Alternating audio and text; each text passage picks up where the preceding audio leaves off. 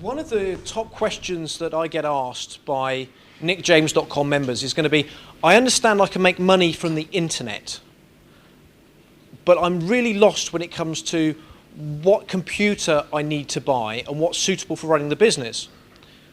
Now, looking at all the parts that go into a computer, I think it could be very scary to walk into the likes of PC World and be oversold a product.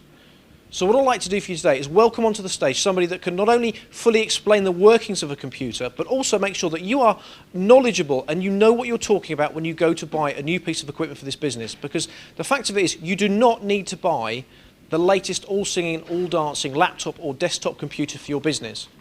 So please welcome to the stage the person that provides all the support for push-button hosting at nickjames.com. It's Patrick. Thank you, Nick. Now, it is a question that does come up many times along the lines of, look, I need to buy a new PC. I'm really not sure quite what it is that I want, and I don't know how much money I've got to spend.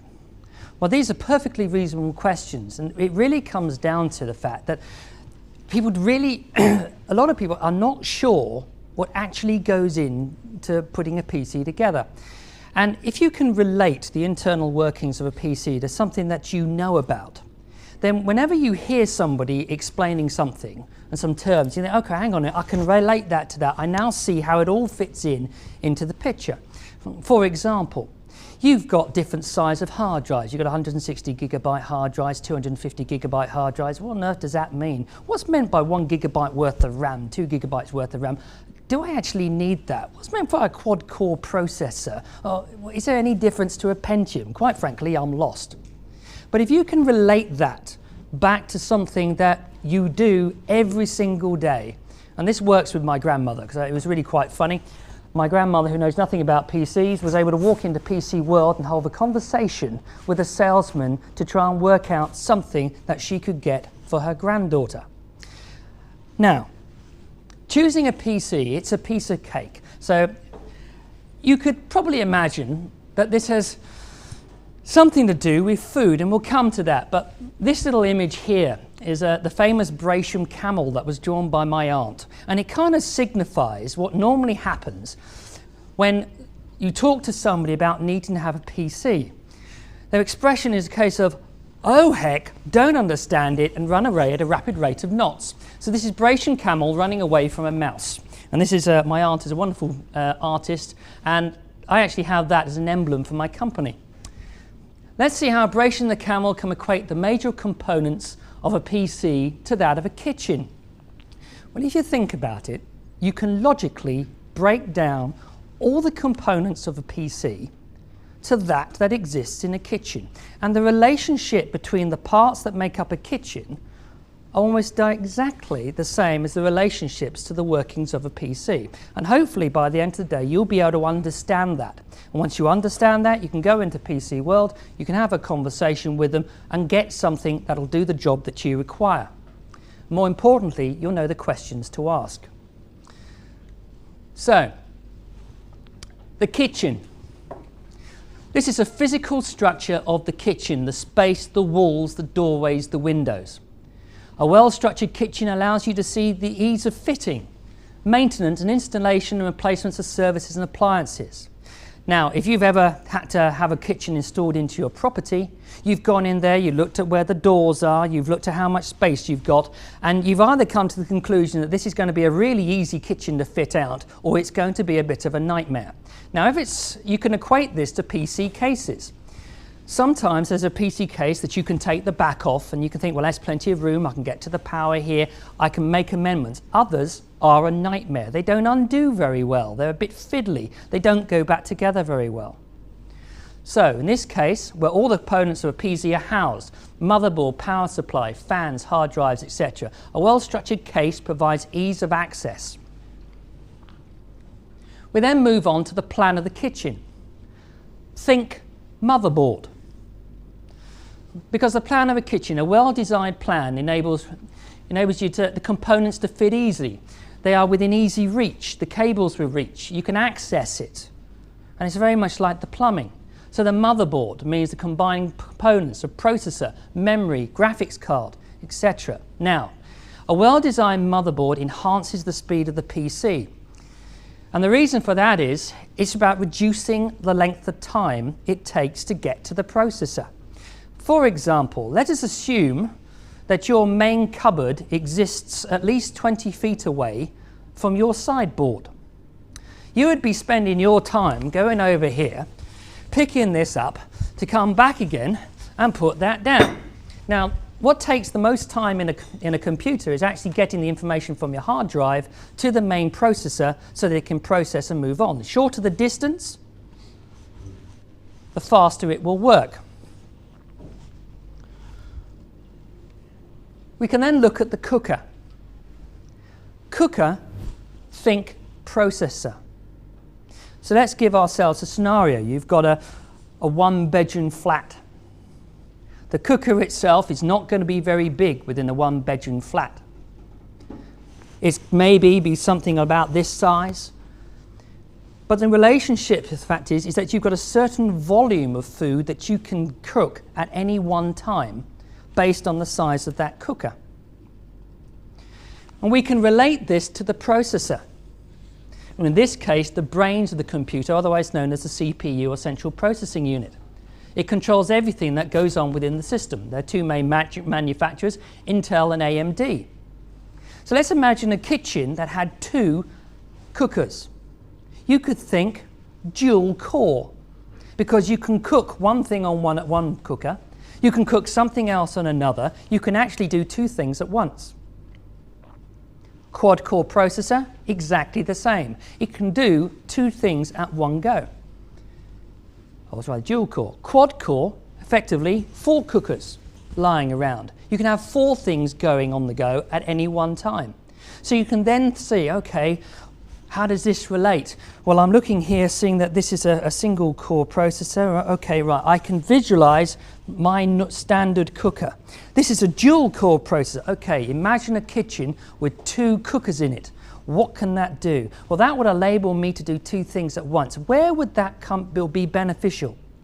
In something that is extremely power intensive, something like graphics. If you're a gamer, you could really do with being able to do 2 things at once. One, decide where the man should go before you blow him up, and one, to decide what the rendering is going to be. Okay? Because if you've got one cooker or one processor trying to do it at the same time, there will be a time lag. Okay? If you're using something like Word, where simply everything is almost serial, one after the other, you really only need the basics. And today, a basic processor will do 99% of everything that you would want to do. To put that in an example, sitting here, in my case, is actually my nice little netbook. And you'll hear people talk about netbooks. They don't have much power. Well, this happily runs Dreamweaver CS3. It happily runs Adobe. It happily runs Microsoft Office 2007. I don't have a problem. That machine there is under £300 now. I don't need to go and buy a dual core, quad core processor in order to get the majority of this stuff done. Slightly different if you're ripping CDs, as per that advert on the radio, because you need to be able to do more than one thing at one go. Worktops. Back to our kitchen analogy. We have our cooker and we have our worktop. Now let's assume that you're making omelette. You've gone to the fridge, you've pulled out some eggs, you've put them on the worktop. You think, okay, I need a bowl in order to mix it. You open up a cupboard, you pull out the bowl. Where do you put it? You put it on the worktop. You crack the two together, you mix it up, and then you decide to throw it onto the cooker for cooking. Well, that's almost exactly the same as your system RAM. You go and get the data that you want from your hard drive. Maybe you've gone and got that Word file. Maybe you've gone and got that Excel and you've put it in the RAM. It is sitting there ready to be used. And these days, you're probably talking about 1 gigabyte worth of RAM. If you're running Windows XP, you want a minimum of 512. If you're running Windows Vista, you want to have a minimum of 1 gigabyte. So, there's another analogy that we can use when we're thinking about the sideboard or we're thinking about the size of RAM. Depending on the size of cooker and the program I'm running, or for what I'm aiming to cook, thus denotes how much of the sideboard I would use, and there does become a point where having an additional length of sideboard really isn't useful, because I'm only going to be using a certain percentage of it. So do I really need to go out and buy and get a machine that has 4 gigabytes worth of RAM in it, when frankly all I'm really going to be using is something that needs only 1? So you have to think about what kind of information you're going to be using. If you're using CAD, computer-aided design, you are going to have a lot of information sitting that needs to be ready to be processed. You're going to need a large sideboard. If you're cooking dinner for 12, it's helpful to have a lot of space, isn't it? Plates and materials. You can see, hopefully you can begin to see the analogy here. Kitchen cupboards, where products such as flour, cereals, tins of beans may be kept, easy to access but not readily as available as those on the worktop. You go to your kitchen cupboard to take things out to put them on your sideboard. You go to your hard drive to get information to put it on your sideboard or in RAM, ready to be processed. So there comes a point here where your hard drive, medium-term storage where information can be kept when the computer is turned off to do other things, it can hold large amounts of information. There comes a point in your kitchen where you don't need more cupboards. So if we think about your standard hard drives, you've got 106, 120 gigabyte hard drives, 80 gigabyte hard drives, 250 gigabyte hard drives, 500 gigabyte hard drives, and 1 terabyte. Now, most of you will probably not need more than 120 to 160 gigabyte hard drive. It is rare that you would use the extra space. If you did and you had all your photographs on there, I'd highly recommend that you would burn them off onto a CD-ROM. So you've got a far more permanent storage than something that has a lot of moving parts in it. So when we think about hard drives, a hard drive has a lot of moving parts in it. So you want to be able to hold a lot of information, but the stuff you really want to keep, you will make sure you've got a backup copy of, and probably in a more permanent form. Dining room table. And this is perhaps something that a lot of people will overlook. Again, let us think about the analogy of you preparing a dinner for 12. Would a dining table that can seat 4 be suitable? I think we can immediately see that no, it wouldn't be suitable. If you are planning to play games, having a dining room table that can only seat 4 is not a good idea. You could do with one that needs to seat 12. So when you're thinking about the output of the graphics, if you are using something that is going to be very graphic intensive, you need to have something that's dedicated to deal with graphics. And if you look down the specification of a computer, you will normally see that some will say integrated onto the motherboard. Others will say a separate graphics card included within the specification. If you are thinking of high graphical content, go for the separate graphics card. Because, going back to our analogy of the cooker allows you to do one thing, but the graphics card also has a little cooker in it. So that can keep us quietly warm whilst you're doing something else. You're shoving it out to the table. It's almost like a little heated cupboard. We can just pull things out. It has its own graphics rendering processor in there. The more powerful graphics card, the faster the images can be displayed. Cooler bag. Well, it's used for short-term transportation. We're now coming to the summer. Picnics, you normally have a cooler bag. You do all your preparation, you stick them in your cooler bag, keeps them ready until you've gone out and sat down for your picnic. Well, the IT equivalent of that is your floppy disk or USB memory sticks. Used to transport data from one location to another, can be fitted easily into a pocket for transportation. A memory stick these days has much greater capacity. It used to be they were 215, now they're 256. Now they're up to 1 gigabyte of memory, 2 gigabytes of memory. And I think the ones that you're taking away today are 2 gigabytes. Is that right, Nick? I've got one that's 8. You've got one that's 8. Okay? So that's a huge amount of information that you can have available on a memory stick that you can use for porting. Okay? So when you're moving information from one machine to another, you can stick it on your memory stick, or equivalent of put it in your cooler bag, and you can take it away. So you would want to have your PC with the ability to be able to take this memory. And that, effectively, are your USB slots. And of course, there's lots of other instruments that can be used, a USB connector, to connect to your PC. And the question you have to ask yourself is, okay, are there any other external peripherals that I am going to be using, say, above and beyond having a USB stick, that I might want to do? Is my printer USB, or do I have another kind of connector? Am I going to want to connect for my film images that have been loaded on my camera? What kind of connectors do I need for my PC? Larder, freezer, think CD-ROM. And we just mentioned that you've got a large hard drive, you've got a lot of data on there, you need to back it up. But if you want to keep something for a long time in a kitchen, you stick it in your deep freeze. If you want to keep something for a long time on a more permanent basis, you'd burn it off to a CD or DVD or even Blu-ray now.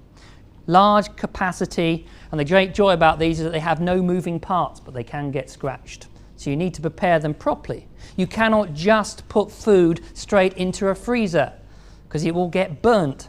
You need to package it properly, and then it will keep it for a long period of time. So again, you can see the analogy is very, very clear. Communication language. Now, we hear lots of things about, we've got a Mac, we've got OS, we've got Windows Vista, we've got Windows XP, we've got Windows 2000, we've got a variety of operating systems out there. Well, it's a communication language, the ways by which all instructions are written and communicated. You've got the operating system here, collection of programs that control the basic functionality of the PC. Currently popular systems, as I said, XP, Vista, and you've got Linux-based systems like Ubuntu and Red Hat. Okay? Now your recipes are your programs. Again, in the kitchen, you go and pull a recipe book off the shelf, you open it up, and you are following that. And they are your application programs. So if you buy a kitchen, does it come with a recipe book? Well, if it does, it's going to be a small one. You're probably going to need to go and buy a particular recipe book. Hence, in this particular analogy, you go out and you buy programs. Now, some of these recipes you can download directly from the internet and they won't cost you anything. These are open source programs. Others you need to pay for. And so, for example, we've got Microsoft Word, Excel, PowerPoint, and Outlook. You pay Microsoft for. However, there is a free version. Not from Microsoft, but OpenOffice. So you don't need to buy software. You can use and go look for open source programs, and today you would have heard a few. You would have heard about GIMP, that is open source. Download that for free for doing your images. OpenOffice, equivalent, and you can do many of the functionalities that you can within the Microsoft Office suite. And I know that Ron has developed most of the slides using OpenOffice. So why is this important? It's important because now you can relate the PC to a kitchen. So when you walk into PC World and you would say, look, this is what I require, you can now, when they start coming back at you, well, this is a large external hard drive of 250 gigabytes, you can say, hang on a minute, is that more than I need? Do I need 4 gigabytes of memory? Well, maybe I don't. Do I need a dual-core processor that can let me do 2 things at once, or am I thinking of only using email, browsing the internet? Well, actually, thank you very much, Mr. Salesman, but can you point me to your lower end? Because your lower end of the market these days is your higher end of the market 12 months ago. And 12 months ago, I was quite able to open Word, PowerPoint, Excel, do my emails, browse the web, create a web page. I do not need to spend 600 or more pounds on a PC. I can walk to Tesco's and spend under 350 and buy something that will do everything that I need. Now the questions to consider are screen size, portability, processing power, hard drive capacity and optical drives. Why do I say screen size? Screen size really is your starting point. Because if you're sitting down there with this wonderful machine, you may not be able to cope with a monitor that's big. You might not be able to. However, if I've got space for an external monitor, I can plug that into here and run that and have that as my monitor. That's a point to consider. I may have one lying around and I don't want to waste that hardware. It may be that your portability is the most important. So you need to make a decision. What size screen do I want? And then effectively work backwards. Portability. Do I want to be able to pick it up? If I go on holiday, do I want to be able to lock it away in a drawer? Is battery life important? If it is, think netbooks. They're running on the Intel Atom processor, and the modern ones will give you 5 to 9 hours worth of battery life.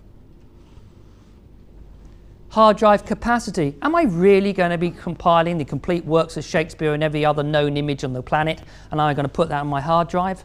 Well, probably not. I'm probably going to want to put it or burn it to an external device.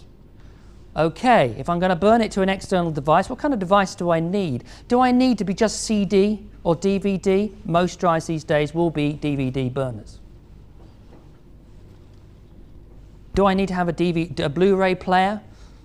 Do I need to be able to, have I got a high specification screen so I can watch high definition telly?